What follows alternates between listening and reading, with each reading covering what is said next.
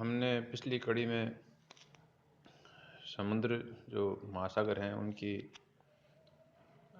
तापमान के बारे में चर्चा की थी कि उनका तापमान किस प्रकार से जो है उसका वितरण होता है। आज की कक्षा में हम ये चर्चा करेंगे कि समुद्र का तापक्रम जो है बढ़ता है, घटता है, सामान्य रहता है, तो किस आधार पर रहता है, उसको प्रभावित करने वाले कारक क्या हैं, उसकी प्रोसेस क्या है हीटिंग की, और उसका ऊष्मा बजट, उसके बारे में हम चर्चा करेंगे। ये दो मुख्य चर्चा के बिंदु रहेंगे आज। तो देखिए, हमें ये पता है कि हमारा स्थलीय भाग 21% है और जलीय भाग 79% के करीब है। तो पृथ्वी पर समुद्र का, महासागरों का विस्तार अधिक है, स्थल भाग का विस्तार कम है। अब इसमें मुख्य बिंदु यह आता है कि क्या ये कंटिन्यूस बेल्ट है या डिसकंटिन्यूस बेल्ट है। तो हम देखेंगे कि जो उत्तरी गोलार्ध है उसमें स्थलीय भाग ज़्यादा है और दक्षिणी गोलार्ध है उसमें जलीय भाग ज़्यादा है। जितने भी महाद्वीप हैं, अगर हम ऑस्ट्रेलिया, दक्षिणी अफ्रीका और दक्षिणी अमेरिका को छोड़ दें तो बाकी सभी महाद्वीप जो है उत्तरी गोलार्ध के अंदर पड़ते हैं, स्थलीय भाग वहाँ अधिक है। तो इस कारण से जो महासागरों की कंटिन्यूटी है, जो उनके मध्य जो है स्थलीय भाग आ जाने के कारण ये कंटिन्यूटी ख़त्म हो जाती है। और दक्षिणी गोलार्ध के अंदर जैसे प्रशांत महासागर हो गया जो विश्व का सबसे बड़ा महासागर है, आंध्र महासागर हो गया जो द्वितीय स्थान पर है, और भारतीय महासागर हो गया जो तृतीय स्थान पर है। ये तीन महासागर हैं जो जुड़े हुए हैं आपस में दक्षिणी गोलार्ध में। उत्तरी गोलार्ध में इनका जुड़ाव कम हो जाता है या ना के बराबर है। अब ये कौन से कारक हैं जो इस इतने विशालकाय जलीय भाग को गर्म रखने में सक्रिय रहते हैं। तो प्रथम हम देखेंगे कि इसके अंतर्गत आता है जो इनकमिंग सोलर रेडिएशन है, हमें सौरिक विकिरण के द्वारा जो ऊष्मा प्राप्त होती है उससे सर्वाधिक तापक्रम समुद्रों का बढ़ता है। जैसे स्थलीय भाग जिस प्रकार से गर्म होता है सूरज की किरणों के कारण, उसी प्रकार से जलीय भाग भी गर्म होता है। और चूँकि सूर्य की किरणें जल के अंदर काफ़ी गहराई तक चली जाती है, इस कारण से डायरेक्ट हीटिंग उनकी होती रहती है। 100 मीटर तक जो है लगभग सूर्य की ऊष्मा, सूर्य की किरणें समुद्री भाग में प्रवेश कर जाती है, उससे अधिक भी करती है। तो इंसोलेशन पहला फैक्टर है। दूसरा है convection of the heat from the ocean bottom. हमें सभी को ज्ञात है, जब हमने पृथ्वी की आंतरिक संरचना के बारे में हमने अध्ययन किया था तो हमें ये ज्ञात हुआ है कि जो आंतरिक संरचना है उसमें अत्यधिक दबाव के कारण जो ठोस भाग है वह मेल्टिंग अवस्था तक पहुंच जाता है, मतलब गलनांक बिंदु तक पहुंच जाता है। तापक्रम 2000-3000 डिग्री सेंटीग्रेड तक पहुंच जाता है। अब चूँकि समुद्र हमारे स्थलीय भाग पर टिके हुए हैं तो जो गहराई में जो जल है वो उससे सीधे संपर्क में आता है और इस कारण से वो तापक्रम जो है पृथ्वी का वो कंडक्शन के द्वारा, कन्वेक्शन के द्वारा, दोनों के कारण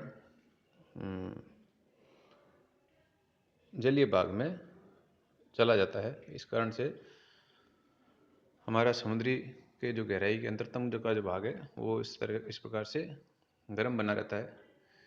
तीसरा जो प्रमुख कारण है वह है गतिक ऊर्जा, काइनेटिक एनर्जी। जब समुद्री कण आपस में, समुद्र के जलीय कण जब आपस में टकराते हैं या उससे वायु टकराती है तो घर्षण पैदा होता है। उस घर्षण के कारण हम उन मॉलिक्यूल्स में हीट का जनरेशन होता है। तो काइनेटिक एनर्जी यानी गतिक ऊर्जा जो है, जल जब करंट्स के द्वारा, हवा के द्वारा जब एक स्थान से दूसरी स्थान की तरफ अग्रसर होता है, इसमें वर्टिकल प्लस हॉरिजॉन्टल दोनों तरीके से मूवमेंट होता है। लंबवत और क्षैतिज रूप से दोनों तरह से इसमें गति बनी रहती है समुद्री जल के अंदर। और जब गति किसी कण में बनी रहेगी तो उनमें बाकी कणों से उनका घर्षण होगा और इस कारण से ऊष्मा उत्पन्न होगी। चौथा कारण है कि हमारे जो वायुमंडल है, वायुमंडल में भी मॉलिक्यूल्स और एटम्स मौजूद होते हैं। वो सूर्य की किरणों से तप्त हो जाते हैं और जो स्थलीय भाग है उससे जो लॉन्ग वेव रेडिएशन दीर्घ किरणें हैं, दीर्घ विकिरण है जो वो भी इनको गर्म करती है। तो जो वायुमंडलीय कण जब जल के संपर्क में आते हैं और उस कारण से सेंसिबल हीट को उस जल के अंदर ट्रांसफ़र कर देते हैं तो भी समुद्री भाग को ऊष्मा प्राप्त होती है। इसके पश्चात जो पांचवा कारक है वो है रासायनिक अभिक्रिया। हमें ज्ञात है कि समुद्र का जल लवणीय होता है और लवण में जल के प्रेजेंस के अंदर जब आपस में अभिक्रिया होती है तो वो हीट रिलीज करता है, ऊष्मा उत्पन्न होती है।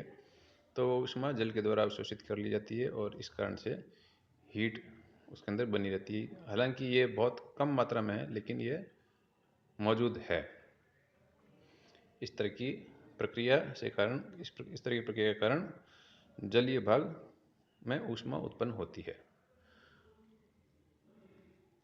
छठा जो कारण है, हमें ज्ञात है कि जब वाष्प जल में परिवर्तित होती है तो जो ऊष्मा है, लेटेंट हीट है, वो लेटेंट हीट अवशोषित करती है। तो उस प्रकार का जब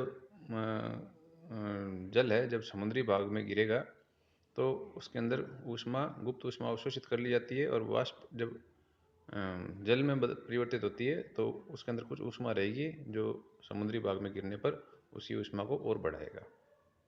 तो ये कंडेंसेशन के कारण, मतलब संघनन के कारण, जो वाष्प का संघनन होता है उस कारण से जो ऊष्मा समुद्री भाग में पहुंचती है उससे भी तापक्रम बढ़ता है। तो ये कुछ प्रमुख कारक हैं जिस कारण से समुद्री जल के अंदर, सागरीय जल या महासागरीय जल कुछ भी कह लो, इसमें तापक्रम बना रहता है। औसतन ये तापक्रम 27 डिग्री के आसपास होता है। अलग अलग पुस्तकों में अलग अलग विवरण दिया है, कहीं 26, कहीं 27, लेकिन ये औसत तापक्रम है। ये अक्षांश के आधार पर इसका वितरण, जो हम वितरण के बारे में हम अगले चैप्टर में हम पढ़ेंगे, अगला जो टॉपिक है, अगला लेक्चर है, उसमें हम इसके बारे में अध्ययन करेंगे। तो उसका अक्षांश के कारण भी उसमें परिवर्तन होता रहता है, लेकिन औसत जो है 27 डिग्री तापक्रम है। अब अगर हम देखें कि बजट हमारे घरेलू बजट भी होता है। मतलब घरेलू बजट में हम क्या रखते हैं, आय आती है और आय जाती है। तो बजट उसको हम कहते हैं जिसमें इनकम और आउटकम दोनों चीज़ें हों। तो जब हम तापक्रम की बात कर रहे हैं और समुद्र की बात कर रहे हैं, महासागर की बात कर रहे हैं, तो महासागर का भी तापक्रम का एक बजट है।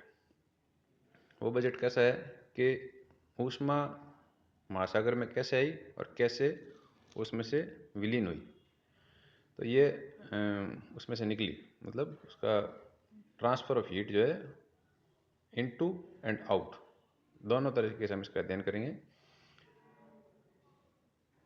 तो ऊष्मा बजट बेसिकली ये हो गया कि ये सिग्निफाई करता है, क्या दर्शाता है कि supply of energy is balanced bye equally large losses of energy from the ocean.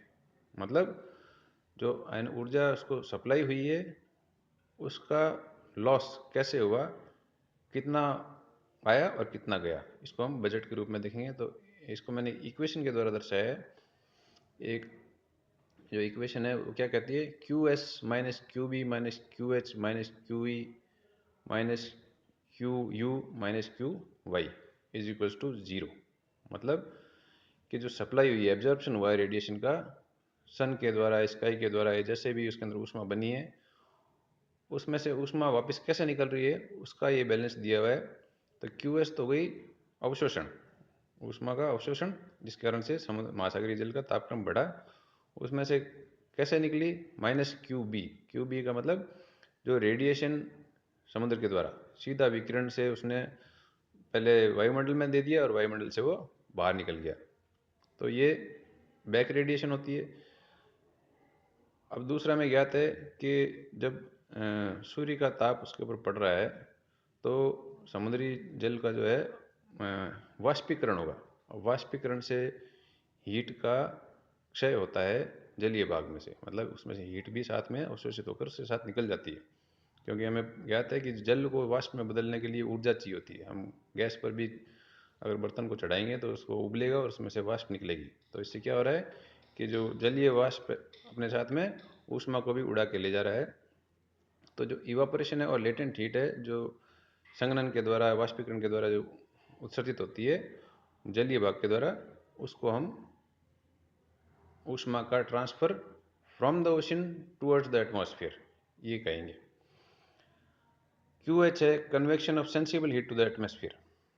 जो सेंसिबल हीट मतलब जिसको हम महसूस कर सकते हैं, उस प्रकार की ऊष्मा जब कन्वेक्शन के द्वारा, पहला इवेपोरेशन हो गया, दूसरा पहला रेडिएशन हो गया, दूसरा इवेपोरेशन हो गया, तीसरा कन्वेक्शन। कन्वेक्शन के द्वारा जो सेंसिबल हीट एटमॉस्फेयर को चल जाती है वो QH है। चौथा है net amount that is brought into और out by oceanic currents and process of mixing. अब हमें ये ध्यान है कि किसी अगर पर्टिकुलर एरिया की हम बात करें, किसी क्षेत्र विशेष की बात कर रहे हैं, जो महासागरीय क्षेत्र है उसमें जल स्थिर नहीं रहता है। मैंने ये बताया कि इसमें करंट्स चलती है, वेव्स चलती है, और ये दोनों लंबवत और क्षैतिज दोनों रूप से एक जलीय भाग दूसरे जलीय भाग की तरफ चला जाता है। ये कई कारणों से होता है, सैलिनिटी के कारण, तापक्रम के कारण, डेंसिटी घनत्व में अंतर के कारण। इस कारण से जलीय भाग स्थिर नहीं रह पाता है और वो निरंतर गतिक बना रहता है, जिसे हम करंट्स के या वेव्स के रूप में देखते हैं, हवा के चलने के कारण। तो ये सारे घूर्णन के कारण कई सारे बिंदु हैं जिस कारण से जलीय भाग स्थिर नहीं रहता है। तो एक स्थान से जब दूसरे स्थान पर जलीय भाग जाएगा तो वह अपनी ऊष्मा भी या तो उसमें ऊष्मा आएगी या उससे ऊष्मा चली जाएगी। जब गर्म जल ठंडे जल की ओर अग्रसर होगा तो गर्म जल तो ठंडा हो जाएगा और ठंडा जल गर्म हो जाएगा। तो इस कारण से जब जो ट्रांसफ़र होती है हीट का, उससे भी क्षय होता है। अंतिम कारण है heat lost locally to the seas by changing its temperature. अभी महासागर तो विशाल जलीय भाग हो गया, समुद्र उस महासागरीय भाग का एक टुकड़ा है जो हमने अलग से सेकंड ऑर्डर के जो रिलीफ फीचर्स हैं उसके अंतर्गत इसको माना है। तो इसमें जब हीट का ट्रांसफ़र होता है समुद्री भाग के अंदर, जब हीट आ रही है या जा रही है तो उस कारण से भी लॉस होता है या गेन होता है। तो ये ट्रांसफ़र ऑफ हीट जो है महासागर का मिलना किसी समुद्र से, जैसे बाल्टिक सी है, बाल्टिक सी तीन तरफ से स्थल भाग से घिरा हुआ है, तो उसमें ऊष्मा ज़्यादा रहेगी, स्थिर भाग है, स्थलीय भाग के नज़दीक होने के कारण उसमें ऊष्मा ज़्यादा रहती है। तो वो अपने हीट कहाँ ट्रांसफ़र करेगा, वो अपना हीट ट्रांसफ़र करेगा ओशनिक पार्ट के अंदर, जो महासागरीय भाग है उसके अंदर अपनी हीट ट्रांसफ़र कर देगा। तो ये हमने कुल मिलाकर बजट के बारे में चर्चा की। कोई प्रश्न है तो पूछें। और इस संदर्भ में मैं आपको ये जो PDF फाइल है उसकी भी आपको अग्रसित कर दूंगा, आप इसको अपने ग्रुप पर देख पाएंगे, और इससे संबंधित प्रश्न भी आपको भेजे जाएंगे जिसका आपको हल करना है। धन्यवाद।